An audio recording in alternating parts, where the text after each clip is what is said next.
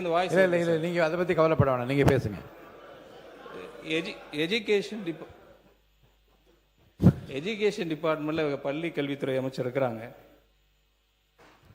அவங்கள்ட்ட அந்த ரிவ்யூ மீட்டிங்கில் கூட நிறைய டிஸ்கஷன் போயிட்டு இருந்துச்சு.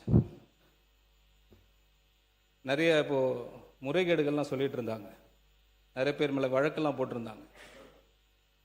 சில இடத்துல பார்த்தீங்கன்னா கட்டாயப்படுத்தி தான் காசு வாங்கியிருக்கிறாங்க. அதில் ஒரு மிகப்பெரிய ஒரு பாதிப்புப்பட்ட ஆள் நான்.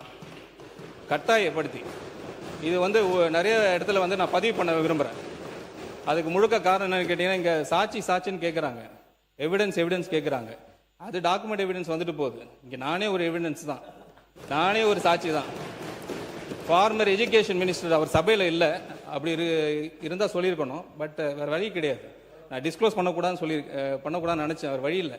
கடந்த 3 நாட்களாக இந்த சப்ஜெக்ட் இப்படி சுற்றிக்கிட்டே இருக்கு. இதுக்கு ஒரு முற்றுப்புள்ளி வச்சு ஆகணும்.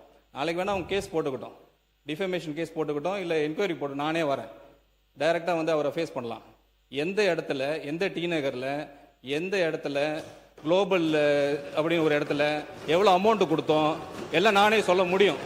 எல்லாரும் சொல்ல முடியும், கிளியராக அமௌண்ட் சொல்ல முடியும். இதுதான் சாட்சி. நான் சொல்லக்கூடாதுன்னு நினச்சிக்கிட்டு இருந்தேன் சார், நான் சொல்லக்கூடாதுன்னு நினச்சிக்கிட்டு இருந்தேன். வேற வழியே கிடையாது. ஒரு கட்டத்துக்கு அப்புறம் மைனாரிட்டி இன்ஸ்டிடியூஷனுக்கு எவ்வளோ அமௌண்ட் வாங்கினீங்க, இது எல்லாம் நானும் சொல்ல முடியும். மாண்புமிகு பொதுப்பணித்துறை அமைச்சர். மாண்புமிகு பேரவைத் தலைவர் அவர்களே, மானிய கோரிக்கைக்குள்ள போகலாம்.